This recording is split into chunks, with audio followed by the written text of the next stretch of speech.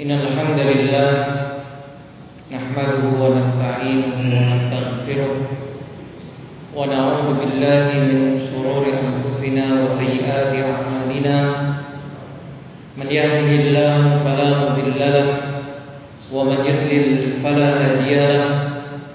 Wa asyhadu an la ilaha illallah wahdahu la syarika lahu wa asyhadu anna Muhammadan 'abduhu wa rasuluh. Ya ayyuhalladzina amanu taqullaha haqqa tuqatih wa la tamutunna illa wa antum muslimun. Amma ba'du.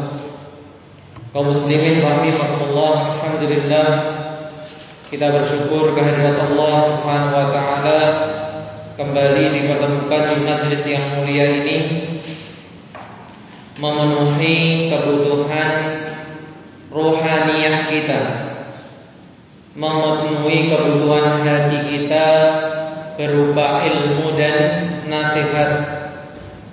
Terlebih yang kita kaji adalah firman-firman Allah Subhanahu wa taala. Disinilah apa kehidupan yang sebenarnya, ketika hati yang disiapkan oleh Allah Subhanahu wa taala untuk menerima firman-firman Allah dan mencintai Allah Subhanahu wa taala.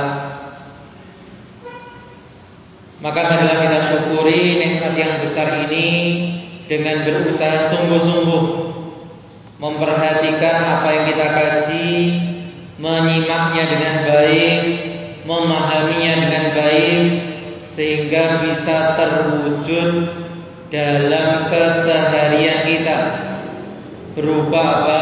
Amal kebaikan. Salawat dan salam tidak lupa kita aturkan kepada beliau panutan teladan kita, Rasulullah Muhammad sallallahu alaihi wa ala alihi wasallam. Melanjutkan pembahasan kita masih pada surat Al-Ghasyiyah. Kita masuk pada ayat yang ke-17, dirangkaikan sampai pada ayat yang ke-20. Allah berfirman, "Afala yanzuruna ilal ibili kaifa khuliqat." Diawali Allah mengingatkan orang-orang Arab waktu itu, maka apakah mereka tidak memperhatikan unta, bagaimana dia diciptakan? Sudah kita singgung di akhir pertemuan kita yang lalu, karena unta salah satu hewan yang vital dalam kehidupan masyarakat Arab. Apalagi masyarakat Quraisy, orang-orang Mekah yang punya perjalanan di musim panas dan di musim dingin, seperti yang nanti akan kita baca pada surat Al-Quraisy. Li'ila fi Quraisy ila bihim rihlatas syita'i was-sayf. Orang Quraisy kalau musim panas pergi ke mana? Pergi ke utara, Syam. Karena di Syam lebih dingin, sehingga mereka cari udaranya lebih dingin. Sebaliknya di musim dingin mereka pergi ke selatan, ke Yaman. Ya, semuanya bukan hanya untuk jalan-jalan, tapi sambil sekalian pulaan, beli barang-barang yang akan dijual di Mekah. Maka alat transportasinya apa? Unta. Keseharian mereka juga hidup dengan unta. Maka Allah mengingatkan, apa kalian tidak melihat bagaimana unta itu diciptakan? Wa ila samai kaifa rufi'at. Dan langit, bagaimana langit itu ditinggikan? Wa ila jibali kaifa nusibat. Dan gunung-gunung, bagaimana dia ditegakkan? Atau terjemahan lain apa? Nusibat itu ditancapkan, gitu ya. Wa ilal ardi kaifa sutihat, dan bumi bagaimana dihamparkan. Nah, mari kita baca keterangan penulis Ustaz Dr. Firanda Andirja hafizahullah taala. Beliau mengatakan penjelasan ayat. Allah menyebutkan langit, gunung, bumi, dan unta. Karena ciptaan inilah yang sering disaksikan oleh orang-orang Arab pada saat itu. Gunung karena apa? Mekah itu berupa pegunungan. Yang sudah ke sana atau antum juga bisa melihat sekarang lewat apa? Video-video ya, seputaran Ka'bah, seputaran Mekah itu berupa gunung-gunung. Sehingga hotel itu dibangun di atas gunung yang dihancurkan. Nah, seperti yang paling terkenal sekarang hotel apa? Zam-Zam. Nah, saya masih mengalami ketika awal datang ke sana tahun 2001-an gitu ya. Itu dulunya gunung dan masih ada bekas menara pengintai, benteng di atasnya. Itu sudah rata kemudian. Kemudian juga kita bisa melihat, merasakan apa? Jalan melewati gunung yang dibelah, atau bahkan gunung yang dilubangi. Sehingga ada pepatah yang berkaitan dengan orang Arab, dengan orang Mekah dan gunung, dikatakan apa? Ahlu Makkata adra bi su'abiha. Pepatah peribahasa yang menunjukkan penduduk satu negeri itu yang paling mengerti kondisi negerinya. Maka diungkapkan pepatah itu dengan mengatakan ahlu Mekah, penduduk Mekah, adra bi su'abiha, paling tahu jalan setapak ke gunung. Jadi orang Pelawasan, orang mana? Ngancar, itu yang paling tahu jalan setapak menuju atas, itu nanti nyambung kemana dan sebagainya. Nah, Mekah dulu juga seperti itu. Nah, karena dia gunung-gunung batu, ada jalan setapak. Nah, mereka yang paling tahu. Dengan bahasa kita jalan tikus. Nah, ini juga menunjukkan ya, berarti di Mekah itu memang dikenal dengan gunungnya. Ya kalau langit, kalau bumi, semua orang dimanapun akan melihat. Kemudian onta sudah kita jelaskan tadi keseharian. Allah ingin memberitahu mereka bahwa Allah Maha Kuasa untuk menciptakan semuanya. Dan ini penegasan mengingatkan kepada mereka pengakuan mereka atas rububiyah Allah. Karena mereka meyakini, sebagaimana dulu di awal kita baca pengakuan orang musyrik, siapa yang menciptakan langit dan bumi, menciptakan diri mereka, menguasai langit dan bumi, mereka akan mengatakan apa? Allah. Dikatakan oleh surah Al-Qadhi, marilah kita keluar hingga kita melihat unta, bagaimana ia diciptakan, dan melihat ke langit, bagaimana diangkat dan ditinggikan oleh Allah. Disebutkan dalam tafsir Ibnu Katsir.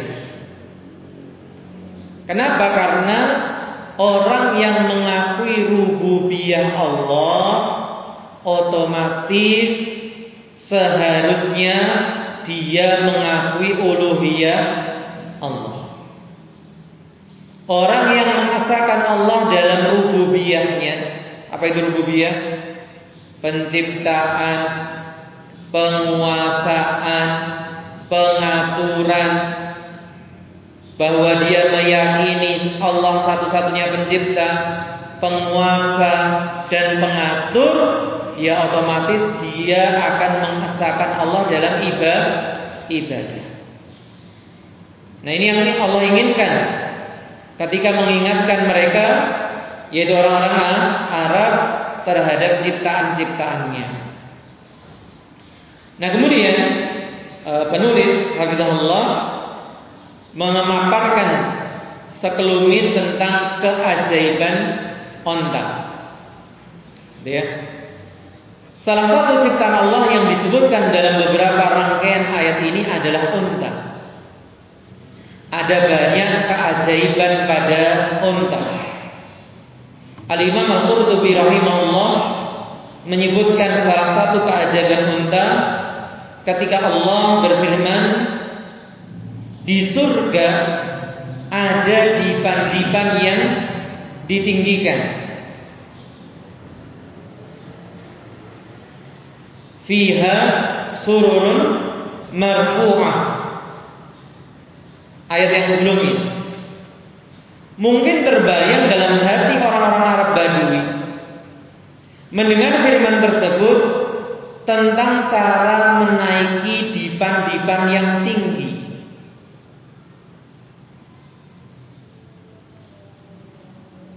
Ketika dikatakan di surga kelak ada surur. Surur kemarin kita katakan apa? Jamak dari sarir. Sarir itu dipan. Ya, kalau orang desa sarir itu apa? Amben. Baik yang terbuat kayu ataupun dari bambu. Kemudian dikatakan bahwa dipan-dipan ini, amben-amben ini tinggi. Nah, dikatakan oleh Imam Al-Qurtubi, mungkin bagi orang-orang Badui dia akan bingung, terus piye? Terus bagaimana kalau dipannya tinggi, ambennya tinggi, mau naiknya gimana caranya?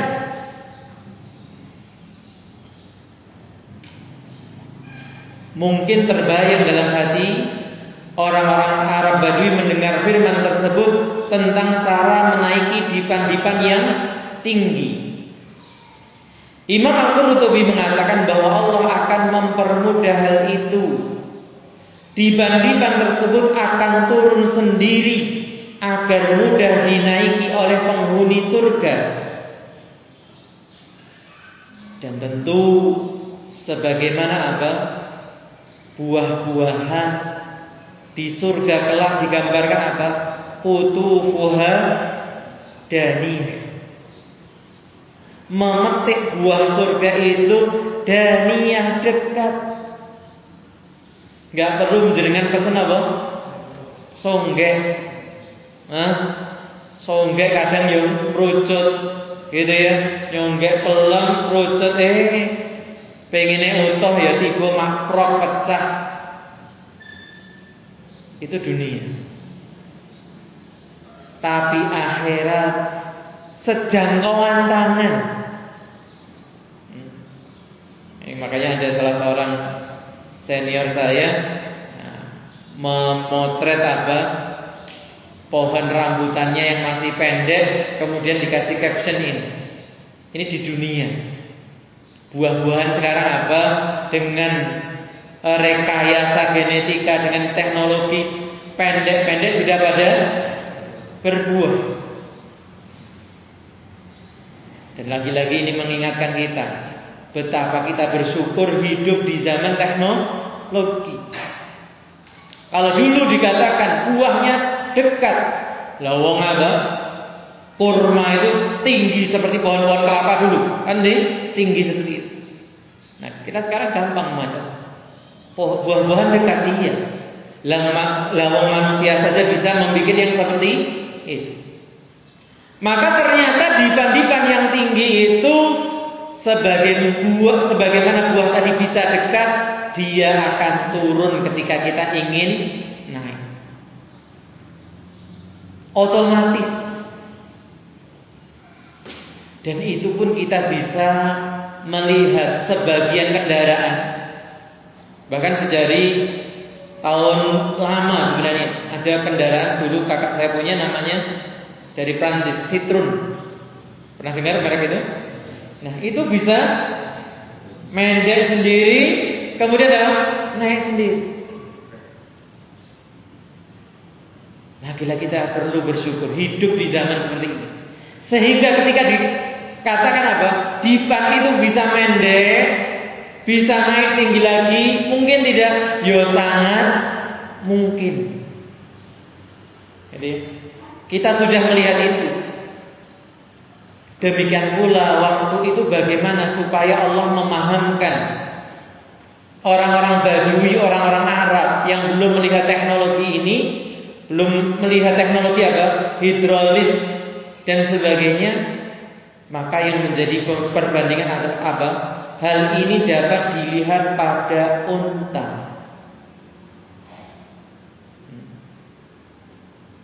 Di mana jika ada orang yang hendak menaikinya, unta akan jongkok atau membungkuk agar dapat dinaiki sebelum berdiri lagi.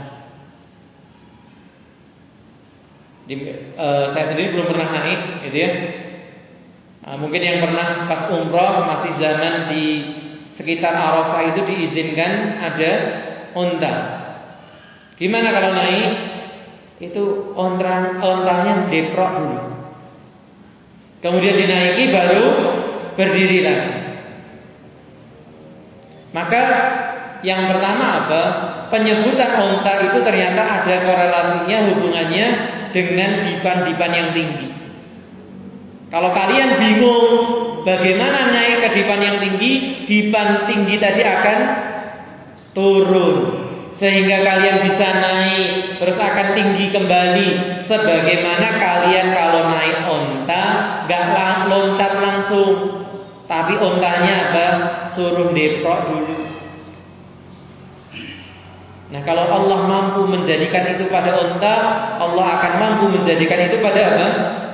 Dipan-dipan tadi. Kemudian dikatakan unta adalah hewan yang sangat kuat.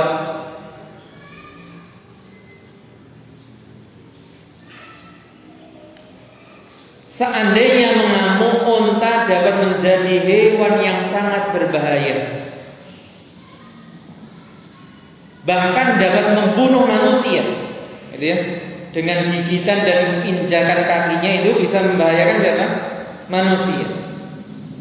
Namun dengan izin Allah, unta menjadi hewan yang sangat jinak, tunduk kepada manusia yang sangat lemah.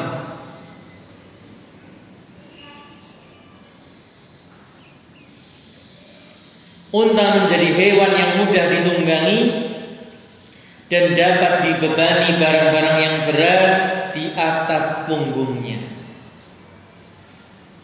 Ya, kita karena bukan orang yang hidup di gurun dekat dengan unta, yang gampang apa? Gajah. Jadi ya, sejak kecil dulu sering melihat tayangan apa? Waikambas. Iya. Nah, di Lampung itu bagaimana hewan sebesar gajah bisa dididik, kalau mau dinaiki ya suruh deprok. Kemudian apa, orangnya naik bisa dinaiki, dikendalikan. Maka ini hal yang perlu kita syukuri. Ternyata meskipun hewan-hewan itu diberi fisik yang besar, kekuatan yang luar biasa, tapi tetap kalah dengan manusia yang diberi apa? Akal. Ini kenikmatan yang seharusnya apa? Kita syukuri. Menurut Syekhul Islam Ibnu Taimiyah rahimahullah,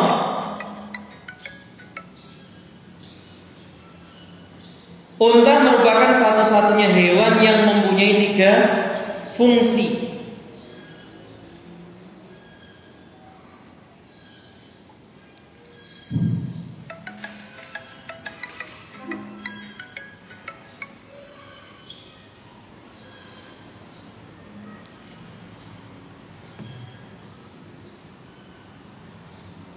Mempunyai 3 fungsi sekaligus yang tidak terdapat pada hewan-hewan lain.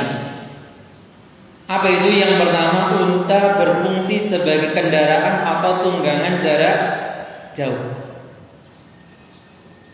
Jadi unta itu mampu menempuh ribuan kilo. Jadi mereka berdagang dari Mekah sampai ke Syam, itu sampai ribuan kilo. Dan unta mampu melakukan itu. Yang kedua, unta dapat mengangkut barang-barang yang berat. Layaknya apa? Truk hari ini. Bukan hanya sebagai tunggangan, tapi juga sebagai apa? Angkutan barang. Yang ketiga, daging dan susu unta bisa dimakan dan diminum. Meskipun apa? Sebagai kendaraan, tapi juga bisa dimakan. Bahkan bukan hanya daging, susu, bahkan apa? Kencingnya. Bahkan harga kencingnya lebih mahal dari harga susunya. Ya tentunya bagi yang doyan gitu ya. Nah, saya susunya saja gak doyan, apalagi kencingnya gitu ya. Nah, tapi Anda bisa lihat di statusnya Ustaz Sulaiman Abu Sehat, mana sambung itu. Nah, dia menunjukkan minum kencingnya dan sebagainya. Memang itu berdasarkan hadis. Nah, ketika sebagian sahabat merasakan sakit, disuruh minum kencing unta. Dari situlah kemudian apa? Disimpulkan kesimpulan fikih, kotoran hewan yang halal dagingnya tidak najis. Karena dalam hadis yang lain Rasulullah menyebutkan tidak ada obat dari yang haram. Najis mestinya haram. Nah, ternyata beliau perintahkan. Gimana menggabungkan dua hadis ini? Oh, berarti ya air kencing tadi tidak haram. Dan ini sangat bermanfaat buat yang ke sawah, ke ladang gitu ya. Ketika mereka mupuk dengan pupuk kandang, letong sapi, indel kambing, itu tidak menyebabkan najis. Sehingga ketika ladangnya, sawahnya jauh dari masjid, mau sholat jamaah di sawah, di ladang, kemudian masih kena apa? Kotoran tadi, ya nggak perlu ganti. Nah, kalau nggak ada gantinya, kalau mau ganti karena kotor ya boleh saja, tapi bukan keharusan. Ketiga fungsi ini tidak terdapat pada satu hewan sekaligus kecuali apa? Unta. Karena kuda dia tidak mampu membawa beban berat. Dia bisa diberi beban tapi nggak berat. Keledai bisa apa? Diberi beban berat, tapi nggak bisa jarak jauh, nggak bisa ditunggangi jarak jauh. Jadi tiga ini hanya pada unta. Selain itu, unta dapat menempuh sahra, yaitu padang pasir yang luas, sehingga itu juga bisa dilihat dari apa? Kakinya. Bentuk kakinya itu jauh lebih lebar dibandingkan hewan-hewan yang lain, sapi, kuda, keledai. Sehingga cenderung mereka kalau nginjak pasir ambles. Tapi kalau apa? Unta enggak. Seperti kalau orang berjalan di es itu atau di padang pasir itu menggunakan kayak raket gitu ya.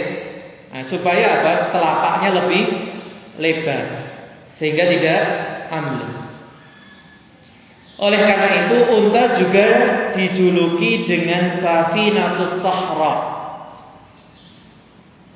kapal padang pasir. Safinah itu kapal, Sahra itu padang pasir. Loh, padang pasir kok ditempuh dengan kapal? Iya, kapalnya berkaki 4. Jadi jangan dibayangkan kapal beneran. Unta dapat berjalan di padang pasir dan kuat tidak makan dan tidak minum selama 8 hari, bahkan sampai 2 pekan. Karena punuknya itu mengandung lemak, mengandung air yang banyak sehingga cukup untuk cadangan cairan di tubuhnya. Seluruh tubuh unta diselimuti bulu-bulu yang tebal dan keras sehingga dapat bertahan pada cuaca yang panas atau dingin dalam waktu yang lama. Subhanallah. Jadi dia bisa tahan panas, tapi pada saat yang sama tahan dingin. Kita kalau bikin jaket yang tebel biar naik ke gunung enggak kedinginan. Tapi begitu buat turun kesumuan, jaketnya kandel. Kalau ini enggak, bisa menahan panas, bisa menahan dingin. Subhanallah. Bagian tubuh unta yang digunakan untuk duduk juga berasal dari kulit yang sangat tebal, seperti lutut, kaki, dan paha, sehingga unta tidak kepanasan. Jadi bagian-bagian yang nempel ketika dia duduk deprok itu kulitnya tebal semuanya. Sehingga ketika beristirahat di padang pasir pun tidak masalah, tidak terkena panasnya. Meskipun demikian, Allah menjadikan kulit unta hanya tebal di bagian tertentu saja agar tidak sulit disembelih atau dikuliti. Subhanallah. Agar tetap bermanfaat, tidak seperti badak mungkin ya, kulitnya tebal semua, buaya enggak. Tapi ini bagian tertentu saja yang nempel ketika deprok. Salah satu keajaiban unta adalah lehernya yang panjang yang berfungsi seperti dongkrak. Apabila unta sedang mengangkat barang yang banyak, lalu ia beristirahat, agar ia menggunakan lehernya sebagai dongkrak agar mudah berdiri karena beban dan tubuhnya yang berat. Jadi kepalanya itu ditempelkan ke tanah terus didorong. Jadi selain didorong dengan kaki, dibantu dengan kepala tadi karena lehernya panjang. Hal ini tidak dijumpai pada hewan lain. Misalnya jerapah. Jerapah ya karena dia nggak bawa beban dan nggak ada yang menunggangi jerapah, gitu ya. Unta juga memiliki punuk di punggungnya. Punuknya berfungsi sebagai tempat penyimpanan sumber makanan dan minuman. Inilah yang menjadi rahasia unta mampu bertahan lama tanpa makan dan minum. Jadi luar biasa. Kita pakai mobil aja butuh bensin, gitu ya. Makanya biasanya kendaraan yang digunakan untuk adventure, gitu ya. Untuk terabas hutan, terabas ini ya harus ada cadangan tangki bensinnya. Unta sudah otomatis di tubuhnya ada cadangan itu.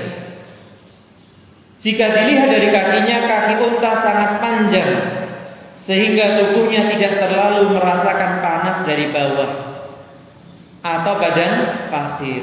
Jadi tingginya unta itu ternyata juga agar menghindari hawa panas padang pasir. Bahkan unta mempunyai kuku-kuku yang bentuknya khas sehingga kakinya tidak akan terjebak atau terperosok dalam pasir yang kita katakan tadi bentuknya. Unta juga memiliki kelopak mata yang tembus pandang, masya Allah. Jadi kalau tentara itu yang berperang di padang pasir itu harus pakai kacamata khusus itu. Nah itu juga sudah dipunyai sama unta. Jadi kelopak matanya itu, selaputnya itu tembus pandang. Allahu Akbar. Ya. Dan ternak unta aja ya. Nah, biar kita semakin kagum dengan ciptaan Allah.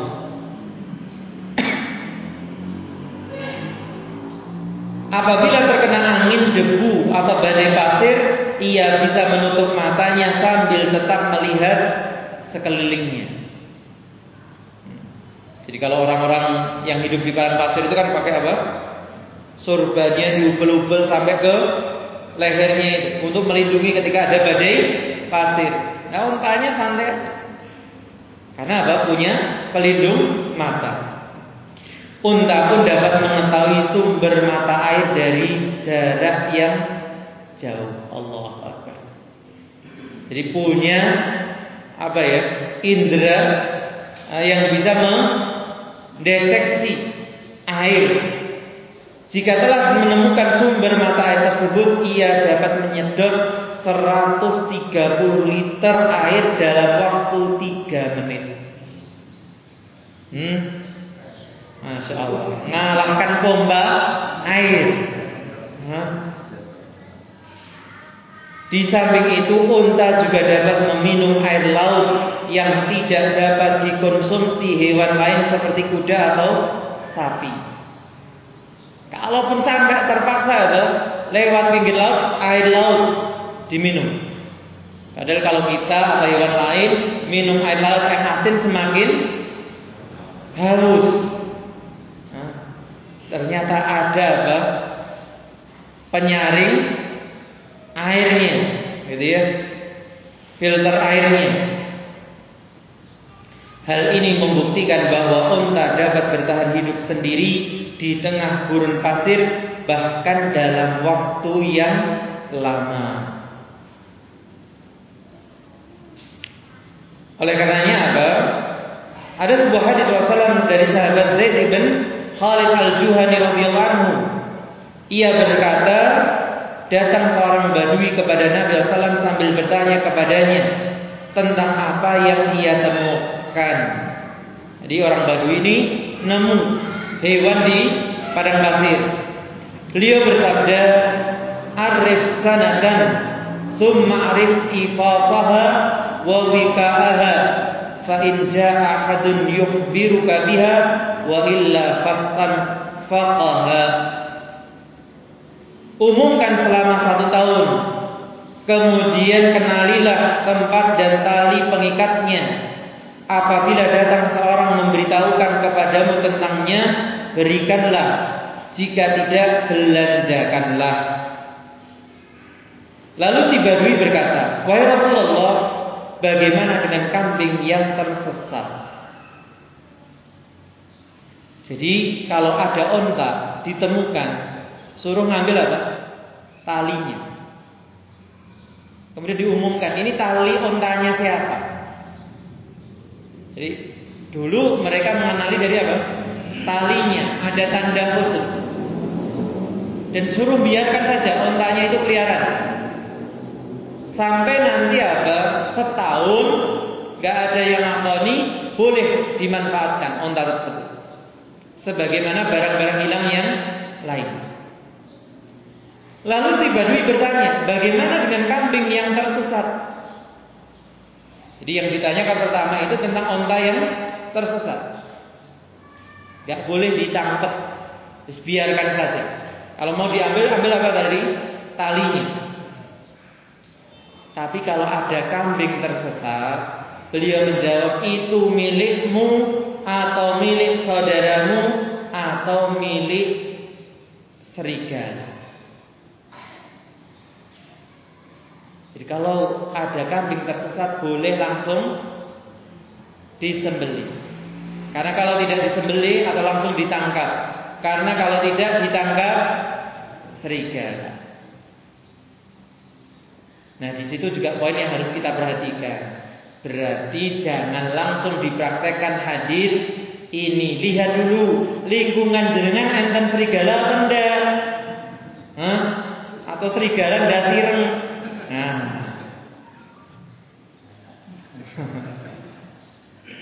Serigala. Maka ini hukum berlaku pada alam liar di waktu itu. Kalau kambing tidak ditangkap, dia tidak bisa membela diri. Beda dengan onta. Onta bisa membela diri.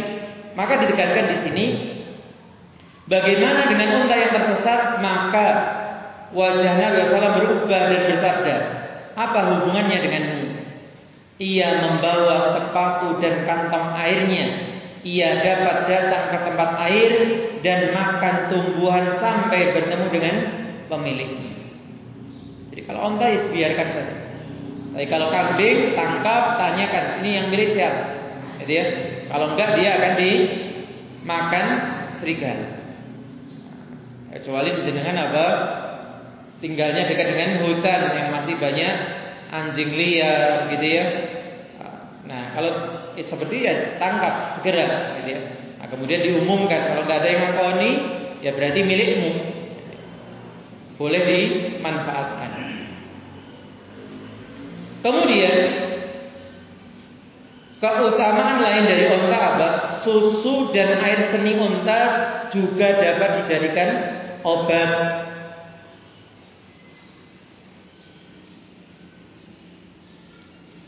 Hal ini seperti dalam sebuah hadis yang diriwayatkan oleh Al-Imam Al-Bukhari.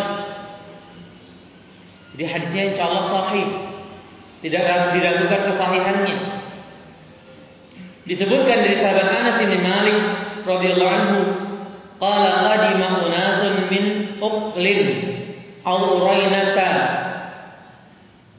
Beberapa orang dari Uql atau Urainah, yaitu nama marga, datang ke Madinah atau nama suku. Fattawu al-Madinata. Namun mereka tidak tahan dengan iklim Madinah, sehingga mereka pun sakit. Dan memang ketika Nabi SAW datang itu udaranya Madinah itu ekstrim. Orang mudah terjangkit penyakit di kota Madinah. Sampai kemudian Nabi SAW membuang itu ke apa? Ke sebelah timurnya kota Madinah. Fa'amarahum an-Nabi SAW biliqahin wa an yashrabu min abwaliha wa albaniha. Lalu beliau memerintahkan mereka untuk mendatangi onta dan meminum air kencing serta susunya. Jadi dicampur air kencing dengan susu. Fantalaqu falamma sahhu qatalu ra'iyan Nabi sallallahu. Ini orang yang enggak tahu berterima kasih. Mereka pun berangkat menuju kandang unta zakat, yaitu tempat apa? Unta-unta itu digembalakan. Ketika telah sembuh, mereka membunuh penggembala unta Nabi dan membawa unta-untanya. Wastaqu an-na'ama. Jadi melihat unta-unta kok hanya dijaga oleh apa?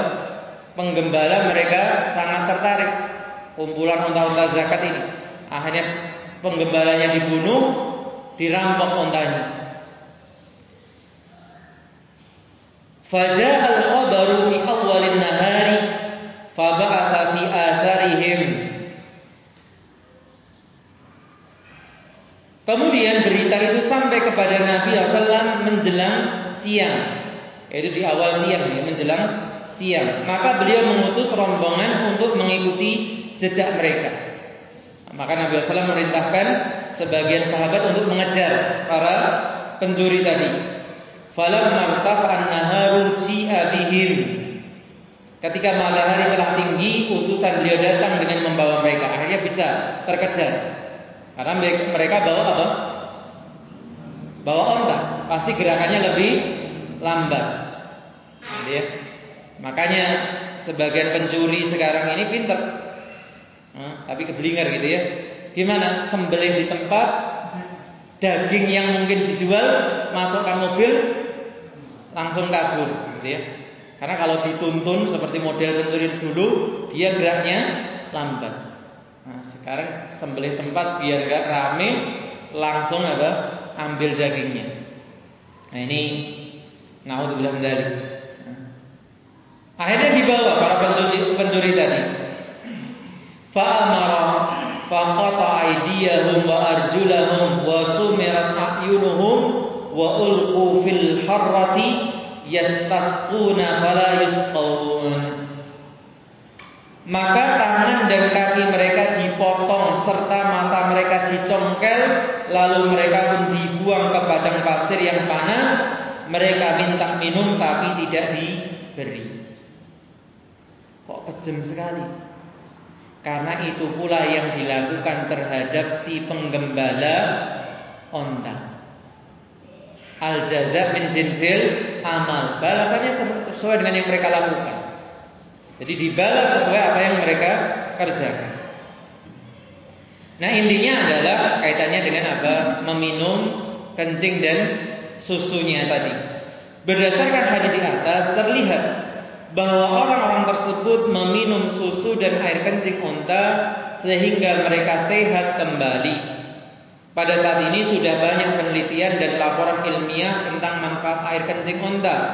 Bahkan disebutkan juga hasil penelitian yang membuktikan air kencing unta steril dan tidak mengandung racun serta penyakit, bahkan bisa menyembuhkan penyakit kanker. Masya Allah.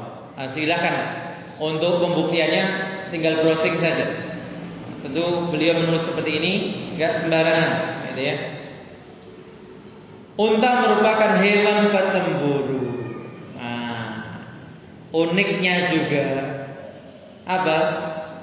Unta itu bisa cemburu. Jika ingin mengawini pasangannya, tidak boleh ada unta jantan lain yang menyaksikannya. Beda dengan hewan lain, gitu ya. Masya Allah. Yang pernah menggembalakan apa? Kambing atau ya kadang kita melihat apa? Kucing, gitu ya. Nah, itu sembarangan aja di sembarangan tempat. Bahkan jika ia menyaksikan ada unta lain yang mengumpuli betinanya, ia bisa bertengkar dan membunuh unta tersebut. Masya Allah. Hal ini berbeda dengan babi yang tidak punya rasa cemburu. Dan itu salah satu alasan kenapa babi itu haram. Karena babi itu tidak punya rasa cemburu. Sehingga salah satu pengaruh makan daging babi hilangnya rasa cemburu. Sehingga biasa bagi para pemakan babi itu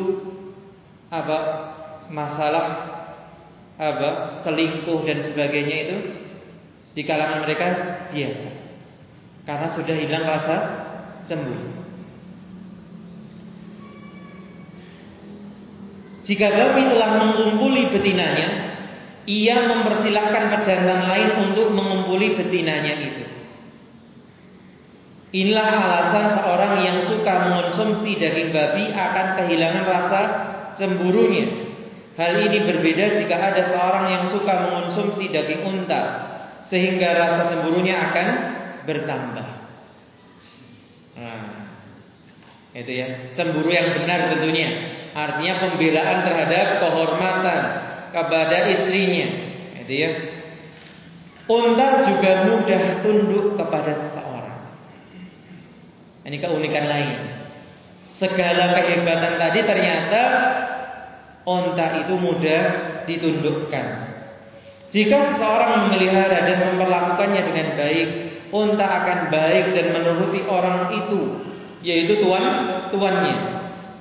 Namun jika tuannya jahat dan berkelakuan buruk kepadanya, unta dapat menyimpan dendam. Masya Allah. Jadi juga bisa nurut sayang dengan yang berbuat baik dengannya, tapi juga bisa dendam kepada tuan yang jahat.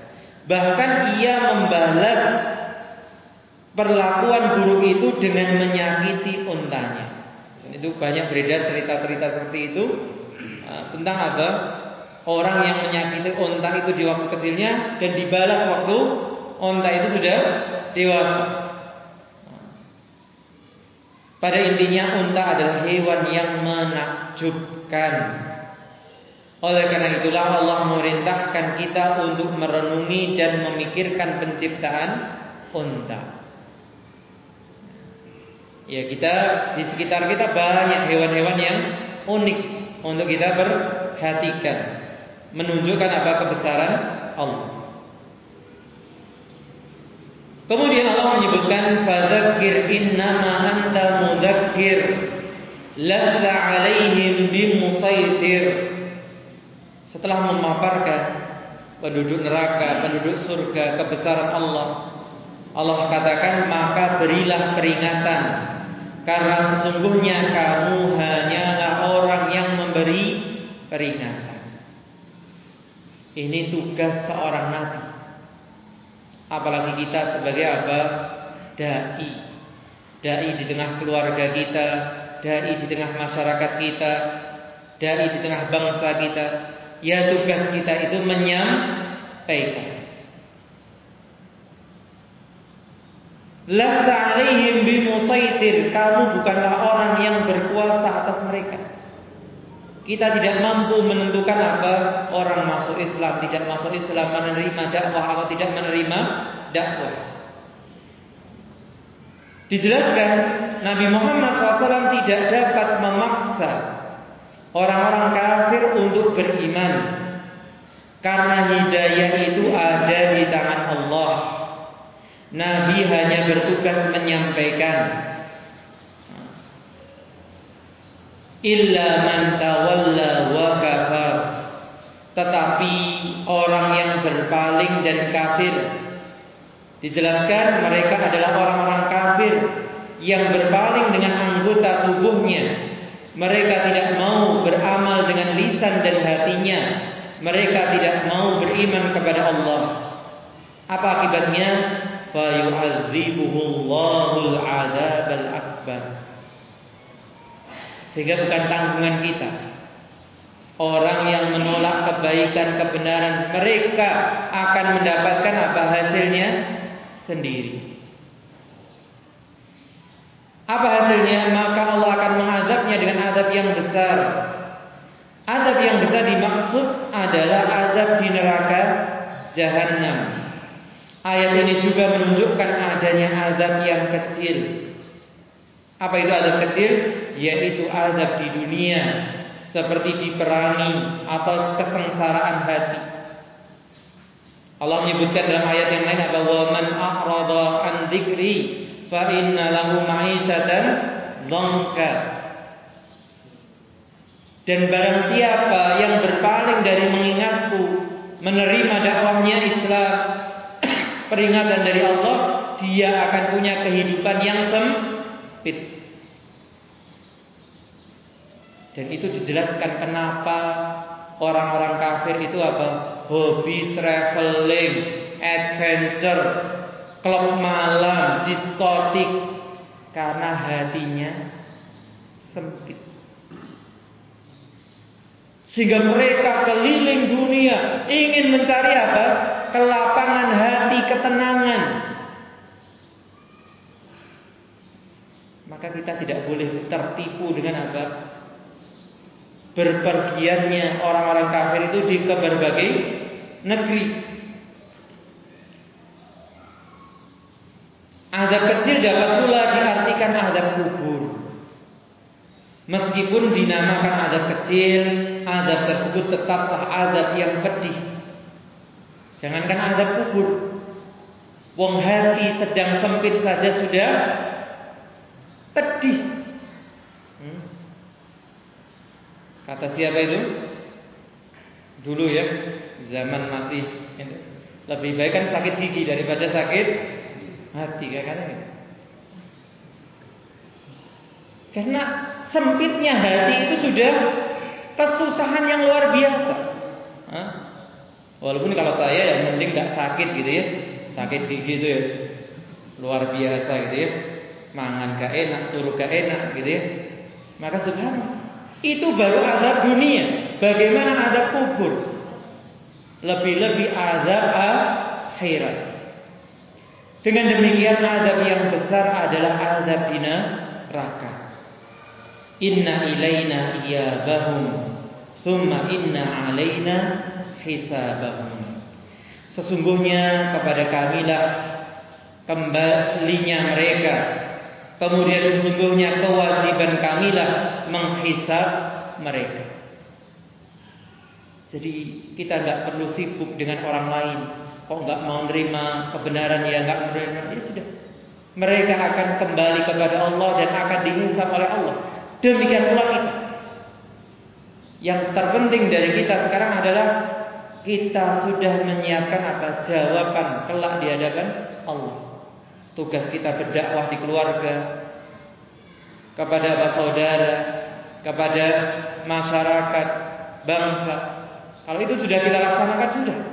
Soal diterima, diikuti itu bonus. Bahwa apa kita dapat pahala dari orang yang mengamalkannya. Seandainya tidak, apa dakwah itu sudah berpahala, sudah kebaikan yang besar. Wa man ahsanu qawlan mimman da'a ila Allah. Dan siapa yang lebih baik perkataannya dari orang yang mengajak kepada Allah. Allah yang akan menghisab atau menghitung amal dan memberi balasan kepada manusia. Jika amalan mereka baik, mereka akan mendapat balasan yang baik. Namun jika amalan mereka buruk, mereka juga akan mendapat balasan yang buruk. Alhamdulillah, selesailah kita dari surat Al-Ghasyiyah. Surat ke-8 ke berapa? 88. Ya. Silakan kalau mungkin ada koreksi, tambahan, pertanyaan. Jadi kalau tidak ada, kita cukupkan. Semoga bermanfaat. Kurang dan lebihnya saya mohon maaf. Jazakumullahu khairan telah menyimak. Wa sallallahu ala nabiyyina Muhammadin wa ala alihi wa sahbihi ajma'in.